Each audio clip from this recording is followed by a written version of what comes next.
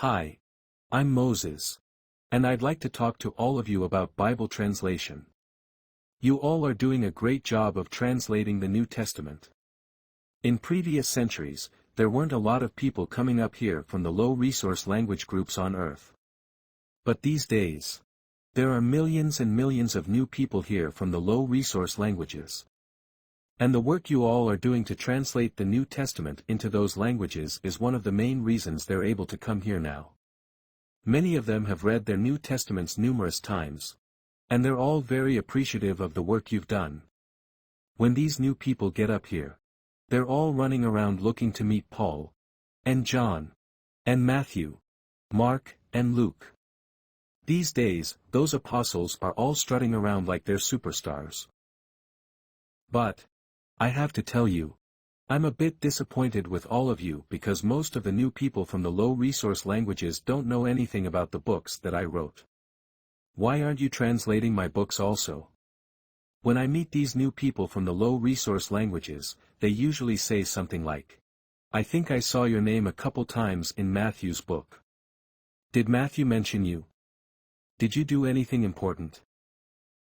Seriously. What's up with that? Matthew wrote 1 book and I wrote 5. I'm not saying it's a contest or anything, but now he's a celebrity, and these people don't even know me. I've heard you all say, the Old Testament is too big, it's too big, we can't translate it. Do you all know how disappointing that is to me and the rest of us who wrote the Old Testament books? I feel bad for King David.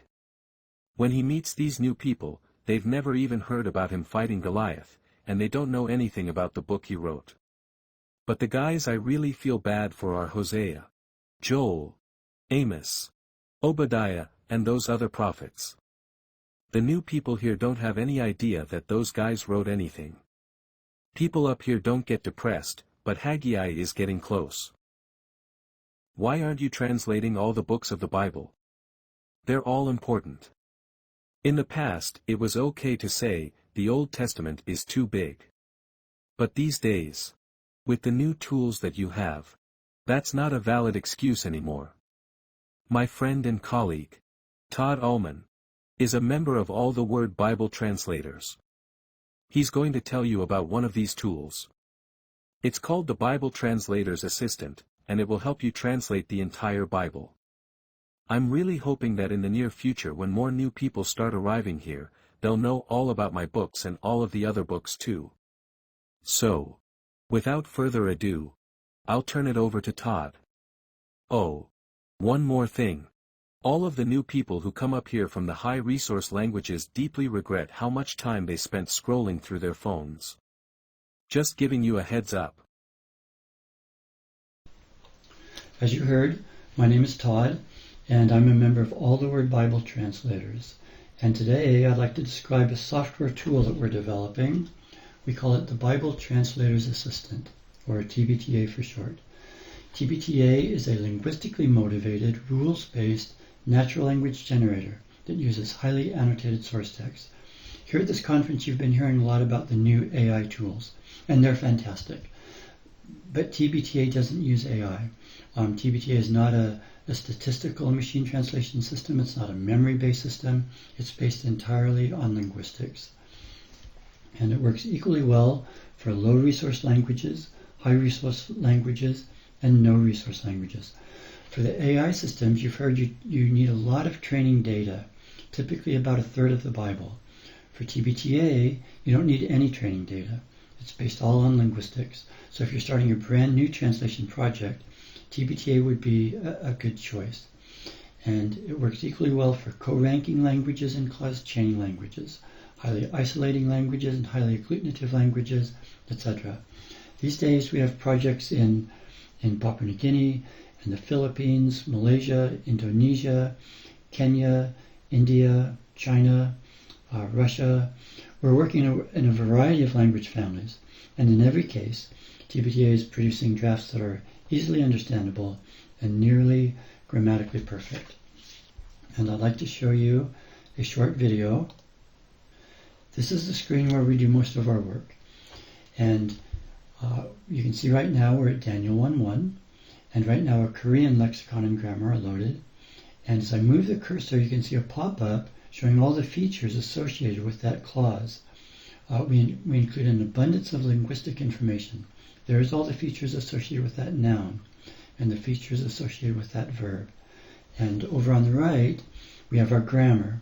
And we'll look at just one of the grammar rules for Korean. This rule inserts all of the tense morphemes, the past tense marker, the present tense marker, etc. And the purpose of this software is when we click the Generate button, the software takes our analysis of Daniel 1:1 and applies the Korean lexicon and grammar to it, and there is a draft of Daniel 1:1 in Korean. Now we'll switch to another language. We'll switch to English. So it takes just a minute to load the English lexicon. And we're still at Daniel 1:1, and now you see English words, and the analysis stays the same. The data, all those features are exactly the same. Every target language uses the same source text. We'll look at one of the rules for English. This rule inserts all of the pronouns. So we have personal pronouns, reflexive pronouns, the reciprocal pronoun, possessive pronouns, etc. And now when we click the Generate button, the software will take our analysis of Daniel 1:1 and apply the English lexicon and grammar to it and produce a draft of Daniel 1:1 in English. A man named Nebuchadnezzar was the king of Babylon. Another man named Jehoiakim was the king of Judah. When Jehoiakim had been the king of Judah for about 3 years, Nebuchadnezzar and his army went to Jerusalem.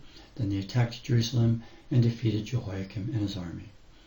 We'll switch to one more language, Tagalog.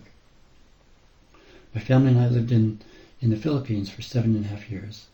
So I was able to develop a lexicon grammar for Tagalog. So now you see Tagalog words here. The analysis is still exactly the same. We'll look at one of the rules for Tagalog. This rule inserts all of the case markers. Tagalog uses an ergative absolutive case marking system. So there are all of the case markers for Tagalog. And now when we click the Generate button, the software will take our analysis of Daniel 1:1 and apply the Tagalog lexicon and grammar to it. And there's a draft of Daniel 1:1 in Tagalog. At this screen, we can only work on one verse at a time. But when our lexicon and grammar are well developed, we come to this screen. Here, we can produce drafts of entire books or the entire Bible, if we had source text for the entire Bible. For this video, we'll produce a draft of the book of Genesis. Now this is a time lapse. In real time, this would take about 2 hours, but the software is now taking our analysis of Genesis, one verse at a time, and applying the Tagalog lexicon and grammar to it, and producing what you see here. We could give this draft of Genesis to any Tagalog speaker, and he or she would easily understand it. The draft needs to be cleaned up, it needs to be polished, and sometimes phrases need to be moved or more precise words need to be chosen. It definitely needs to be polished. But we could give this draft to any Tagalog speaker and they would understand it. If we had source text for the entire Bible, we could come to the screen, click the Generate button, and TBTA would produce a draft of the same quality for the entire Bible. TBTA is a drafting tool that reduces the time and cost of a translation project by about 35 to 40%. It significantly reduces the drafting stage, and it also somewhat reduces the consultant checking stage because all of our source texts are consultant checked. Here's a high-level model of the system. It begins with our Bible book source text in the upper left corner. We very carefully prepare these source texts. I'll describe it in detail in a few minutes. And then for each target language, we need a lexicon and grammar. Then our software takes our source text and applies the lexicon and grammar to them and produces a draft. We give that draft to the MTTs, they edit it and clean it up, and then that draft goes through the customary team check, community check, and consultant check. For this presentation, I'd like to talk about these 3 components, and we'll begin with the Bible book source text. For our source text, we use a simple subset of English. Years ago, we used to use the Greek and Hebrew texts, annotated Greek and Hebrew. But the drafts that were being produced weren't good. Greek and Hebrew, like all languages, they have idioms and euphemisms. They have some of their words are semantically very complex, and in the Pauline epistles, some of the sentences were extremely long, and there's ellipsis, and the drafts being produced directly from Greek and Hebrew were not good. So we switched to using English. We used a simple subset of English, simple English words, and simple English structures. Then we highly annotated, as you saw in that video. We had lots of linguistic information to our English text. And our source texts also include an abundance of additional information. We had implicit information. This comes primarily from Ellis Deibler's T for T, Translation for Translators. And for certain select sentences that are hard to understand, we have a literal version and a dynamic version. We also include book introductions, footnotes, study notes. For example, Genesis 3:15b. God is talking to the snake, and he says, he, referring to Eve's son, he will crush your head, and you will strike his heel. Even when this verse is translated perfectly into other languages, people read it, and they think God's talking about a boy and a snake. Now, all of us know this verse is saying much, much more than that. Theologians call this verse the proto-evangelium, the first presentation of the gospel. Here, God is actually predicting Jesus' death and resurrection. But people reading this for the first time, they have no way of knowing that. So we include study footnotes. We want the people in all around the world to understand their Bibles the same way that we understand our Bibles. The source texts also include biblical and metric units of measurement. So you can choose whether you want your translation to include the biblical units, like shekels, cubits, omers, etc., or metric units. If you choose biblical units, there's always a footnote explaining the biblical units in terms of metric units. And all of the idioms and euphemisms are eliminated. Here's an example, Mark 10:38. The NIV says, okay, Jesus is talking to James and John.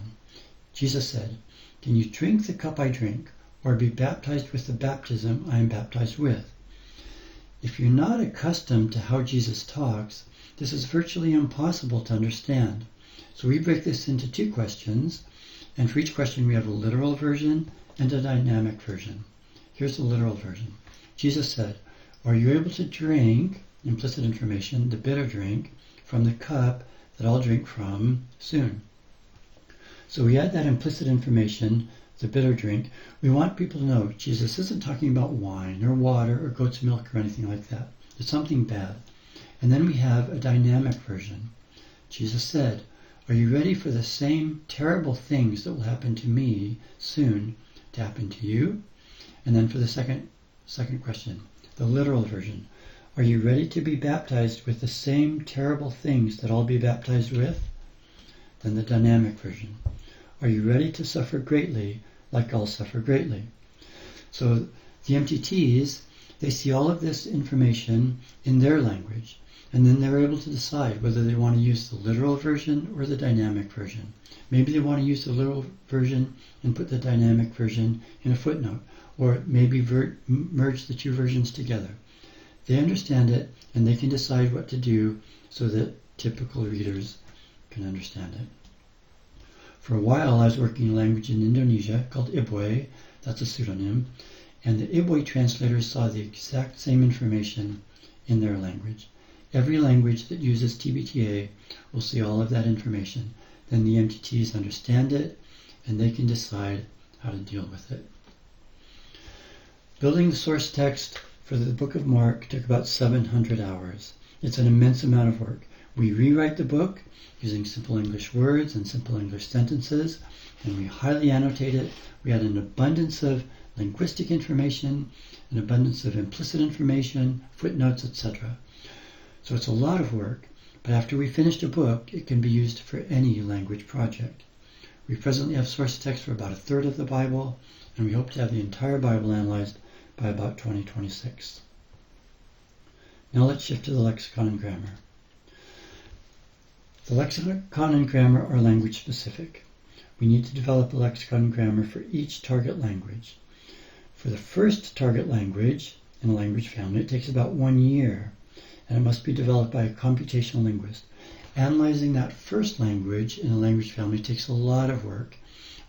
Takes about a year, maybe a year and a half. And I'll show you why in a minute. But we have an adaptation process, or we'll have one soon, hopefully by the end of this year. So it takes approximately 3 months for related languages that are in the same family. And the adaptation process can be done by a bilingual mother tongue speaker without any knowledge of linguistics or computer skills. So that first language is a lot of work, but for related languages, it goes much more quickly. The transfer grammar consists of rules that restructure the source text, and they build a new deep structure representation appropriate for each target language. Our source texts are heavily influenced by English. They use concepts that have been lexicalized by English and English sentence structures. Other languages have different deep structure representations. So these rules take our source text and restructure them however necessary. I'll show you an example in a minute. Then the synthesizing grammar synthesizes the final surface forms. The synthesizing grammar has the rules that linguists always talk about.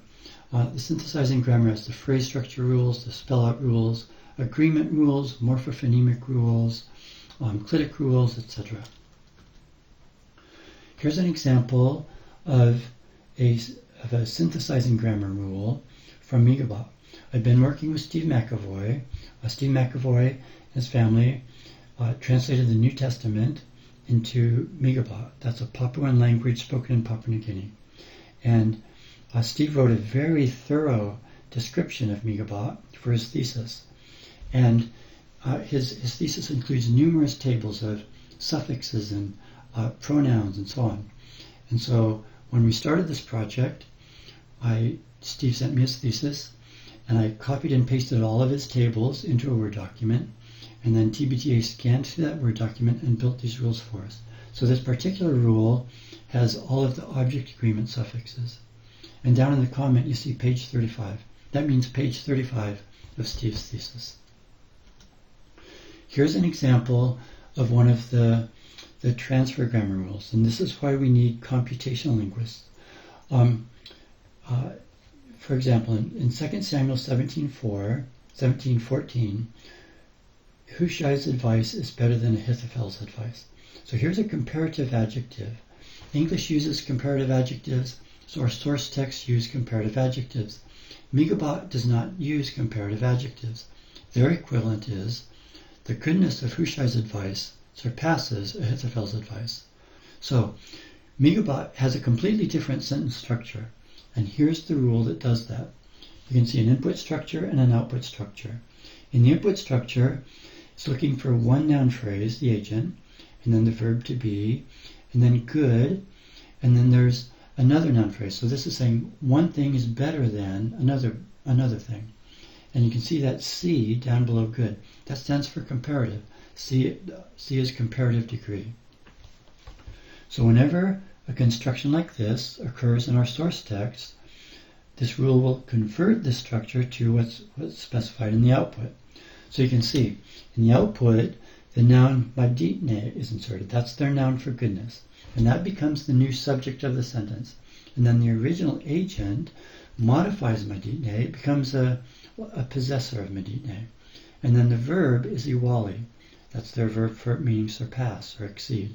And then good is deleted, and the standard of comparison becomes the object of the verb.